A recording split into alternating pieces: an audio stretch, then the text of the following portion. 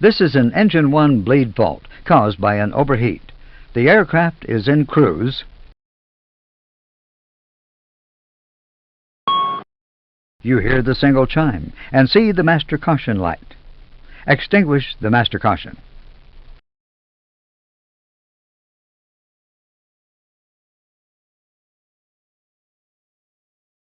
On the engine warning display, read the title of the failure.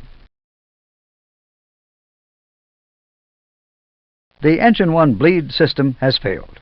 On the bleed system page, which has been called automatically, the bleed air temperature is displayed amber because it is abnormally high. The amber fault light on the engine 1 bleed push-button switch confirms the failure.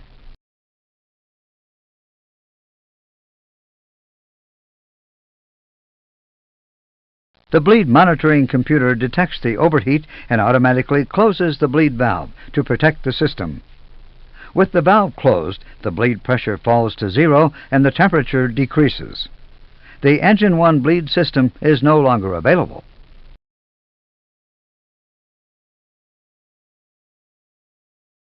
Notice that the engine 1 bleed push-button switch fault light remains illuminated. This means the overheat is still present. The fault light will remain illuminated until the failure has disappeared. Perform ECAM action. Set the cross bleed selector to open.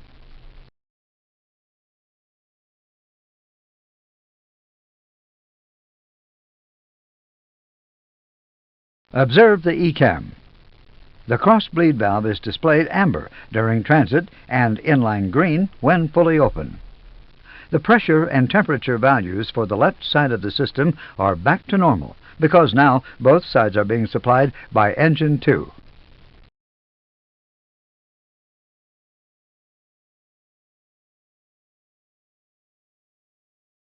After review and confirmation, clear air.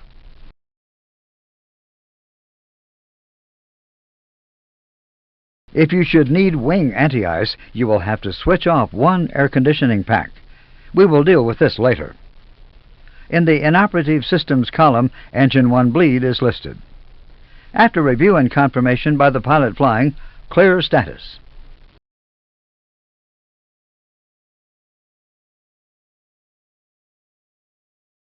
ECAM complete, screens normal.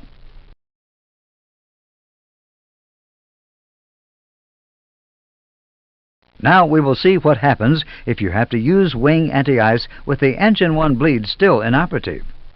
Let's assume you encounter icing conditions during the remaining part of your flight. Switch wing anti-ice on.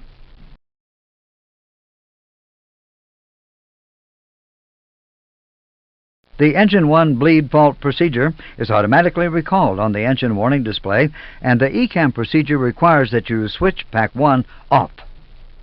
This is because one engine bleed system is not sufficient to supply wing anti-ice and both air conditioning packs at the same time.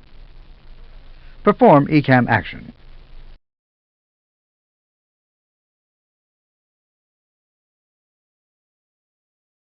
After review and confirmation, clear air.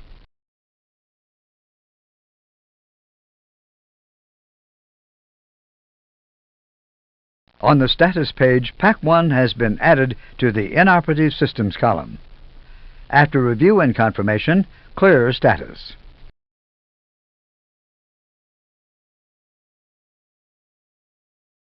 ECAM complete, screens normal. We will continue by adding another failure to your previous configuration. This will be a left wing leak. On the engine warning display, read the title of the failure. On the system display, the ECAM bleed page is automatically presented. On the air conditioning panel, the indications from the previous failure remain unchanged.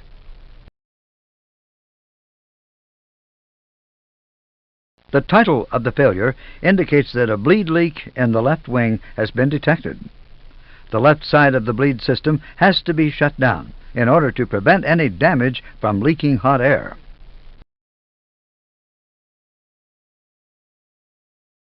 The first line of the ECAM procedure requires you to switch the cross bleed selector to the shut position. With the selector in auto position, the cross-bleed valve would have been closed automatically. However, you opened it manually in the previous procedure. Perform ECAM action.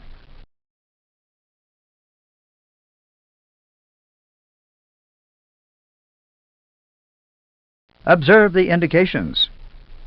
The cross-bleed valve closes. The pressure in the left bleed system returns to 0. Since there is no bleed air, the left wing anti-ice valve indication becomes amber. The wing anti-ice indications will be explained further in a later module. Continue ECAM action.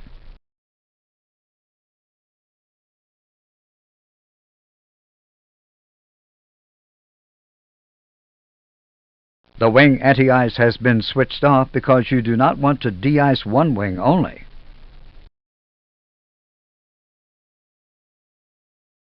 The ECAM advises you to avoid icing conditions for the remaining part of the flight. After review and confirmation, clear air.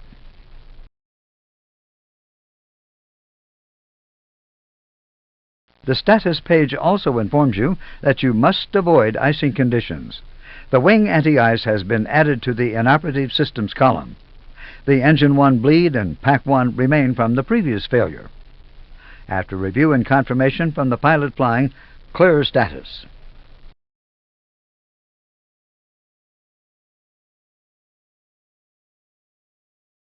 ECAM complete. Screens normal.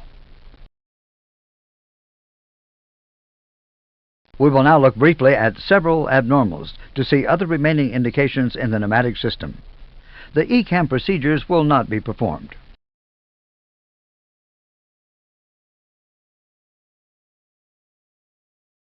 In normal operation, the cross-bleed valve automatically opens when the APU bleed is switched on. If it should fail to open, there is an ECAM caution and the cross-bleed valve is displayed cross-line amber to indicate disagreement. Conversely, if the cross-bleed valve should fail to close automatically after the APU bleed has been switched off, there is an ECAM caution and the valve is displayed inline amber.